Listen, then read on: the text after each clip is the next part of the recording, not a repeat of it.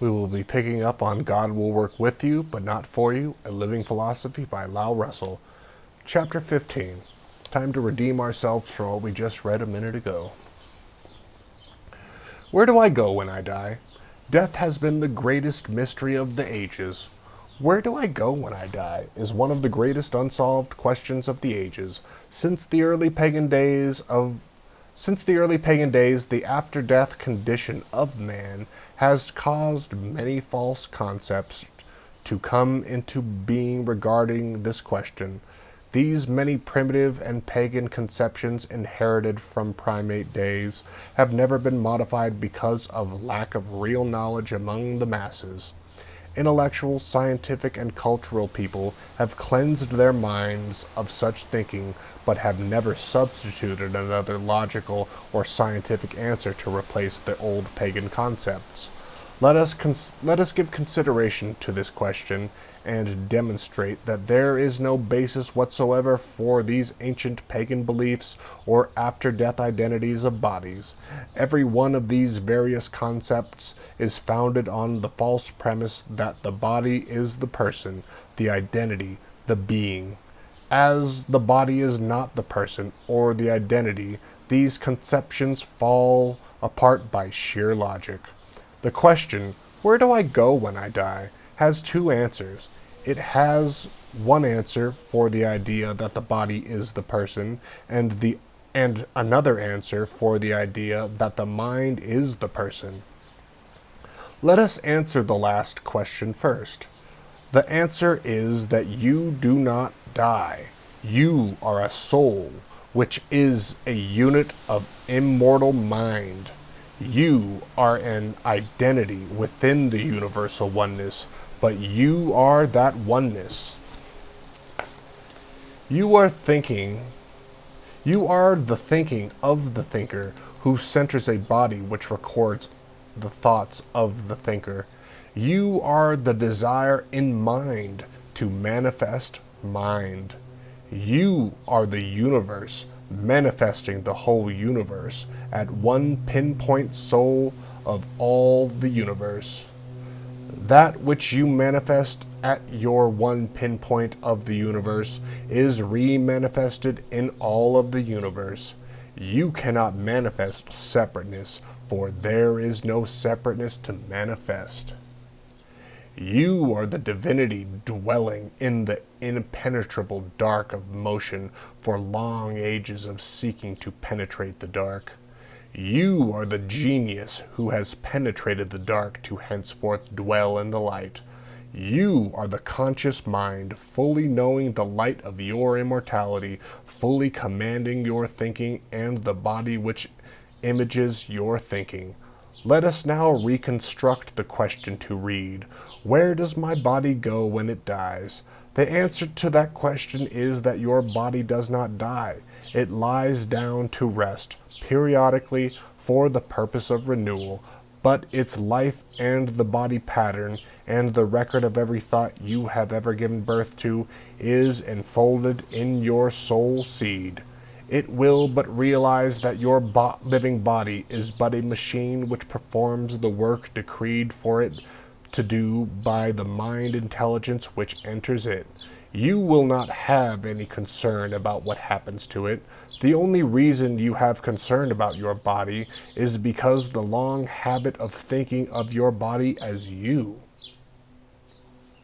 Another thing which confuses you is that you think of your body as it is today. All you see of it is that part which is still living today, which weighs about 150 pounds. You never think of those parts of your body which are not living today. Every day of your whole life, your body has been dying while you were constantly renewing it with more of your body than you took from the ground with which to renew it. You call it nourishment, but it is a constant renewal and repair process. That part of your body which has died has to be renewed with living tissue. That part of your machine which has worn out has to be repaired with new material. 1 or 2 pounds of your body dies every day, and it is eliminated by its various processes. If you are 70 years old, your body would weigh about 20 tons if parts of it had not died. Over 19 and 9/10ths of your body has already died. There are only 150 pounds of your body left.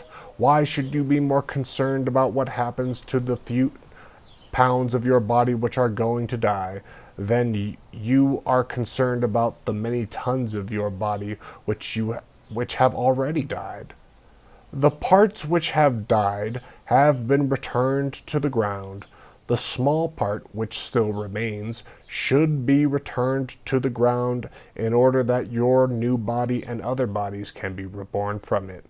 Why should you be concerned about a few pounds of calcium, iron, manganese, iodine, nitrogen, and other materials which built your body? They are not you. They are not your identity. They are the house you live in. But the house can burn down without affecting you. You can build another house to live in. That is what you do when your house of clay dissolves into its clay. You build another house of clay, another body. You are never without a body except during those periods of rest when you are repairing and replacing worn-out parts of your body, or building an entirely new one when your old one becomes too worn out to renew or repair. Let us look at it from this angle. It is a new angle of thought which should give you an entirely different idea of your body than the generally accepted one. Instead of thinking of your body as living and dying, think of your external soul, which is eternally living. Your soul extends its life to your body to manifest the life which your soul is. The body re-gives to the soul that which has been extended to it. That is neither life nor death of the body. It is the eternal life of the soul expressed as two directions of life by the body.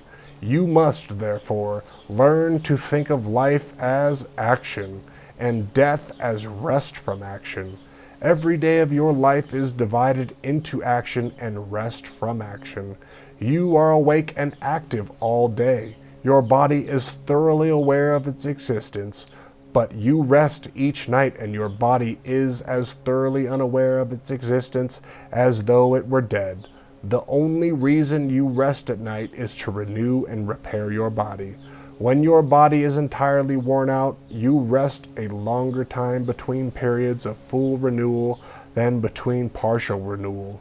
During those periods of acquiring an entirely new body, it is also unaware of bodily existence for a long period, instead of just one-night periods. Nature tells the story of rebirth of bodies in very plain language. When you plant a seed in the ground for a flower, for a tree, or for a field of grass, these forms unfold from their seed into the bodies. You think of these bodies as growing, dying, and disappearing, but it almost escapes your notice that as every body unfolds from its seed to refold back into it, for every branch and leaf of the oak tree you see with your eye, there is another branch and leaf which you do not see. What does that mean? It means that whatever unfolds from the seed to become part of the visible universe simultaneously refolds into its seed to disappear into the invisible universe. The soul does not wait to take your body back after it is all dead. It takes it back as fast as it gives it out. There is your answer to what happens to your body when you die. Your soul is yourself. You extend your body from your soul self several billion times each second, and you return your body to your soul self for rebirth at that same speed. Everywhere in nature you see rebirth of roses, of trees, and of grass. Last year you picked an apple from this branch. This year you behold another apple where you plucked one last year, and the next year, and the next you can still pluck one, and if you open And if you open one, you will find the same apple that you are going to eat, all folded up in the seeds of other apples not yet born, that will repeat the bodies of the apples which have long been born. That is nature's eternal process of repeating eternal life. She divides eternal life into eternal repetitions of life. We call them life and death, but both of them are opposite expressions of life. It is not that a wonderful thing to know? Is it not wonderful to know that every day you live in the visible world of bodies, your every thought and action is also simultaneously repeated and recorded in the invisible world of mind?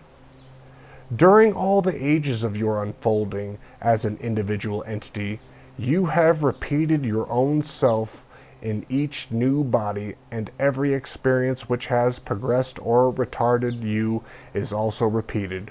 Whatever progress you now make in this life makes your next life expression easier for you. You continually advance as you learn new lessons. You do not remember the non-essentials of each life, for that would be a terrible punishment.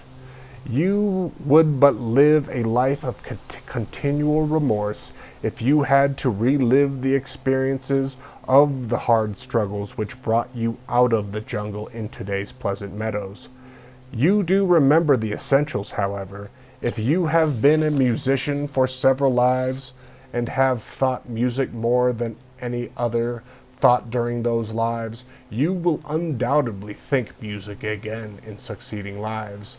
It is quite understandable why a musical prodigy exhibits such great musical talent at 4 or 5 years of age, if one thinks of it that way. It is also quite understandable why some people are ahead of others and some so far behind.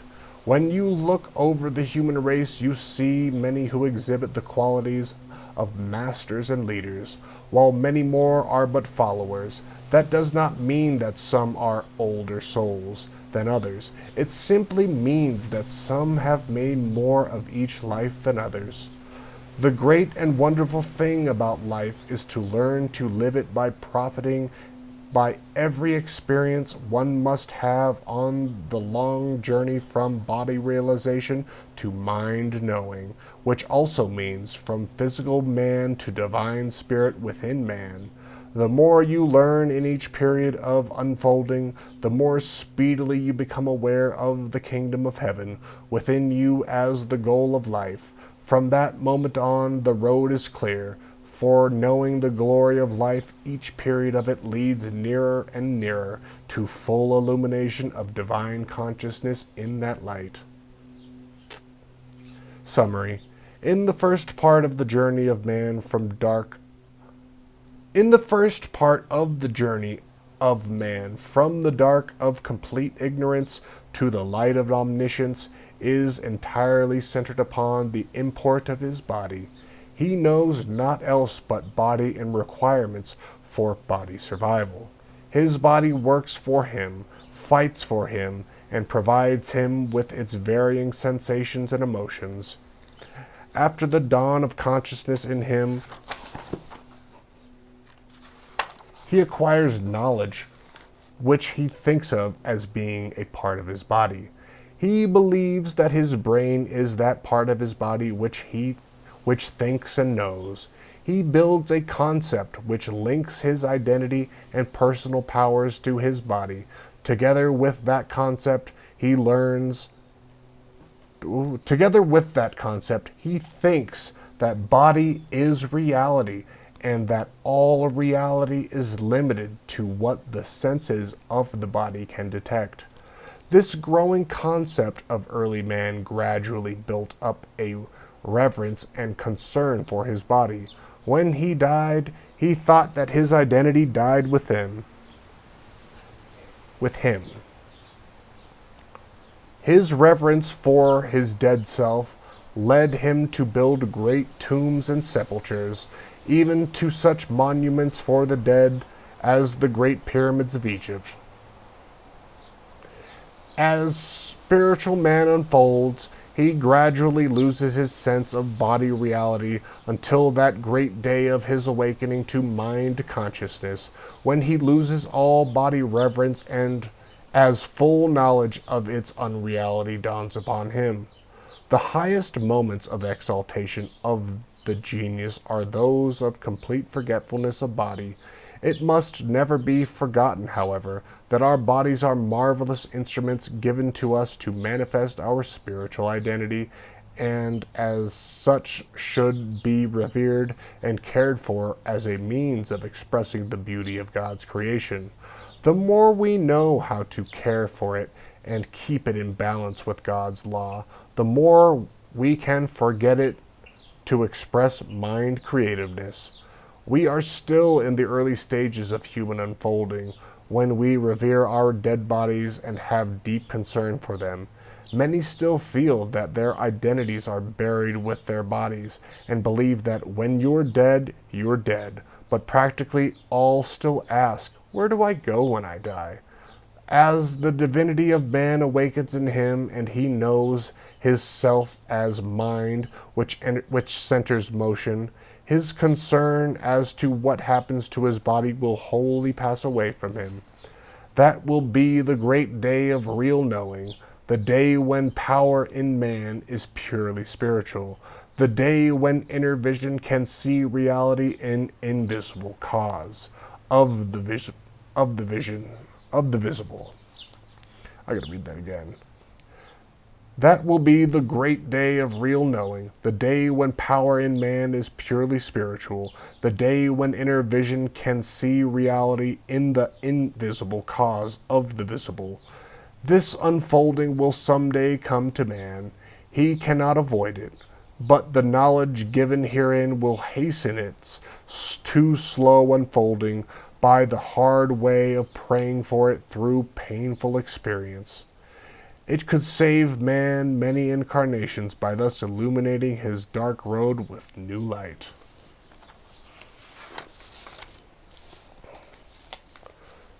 And we will pick up on part 3. That which you do to others, you do to yourself. Factual interpretation of the Golden Rule. Every action in nature is simultaneously balanced by an equal reaction. Scientific interpretation of the Golden Rule. He who would command his destiny must first learn how to balance the conditions which control it. The first rule of life. Lowell Russell. And that'll be it for today.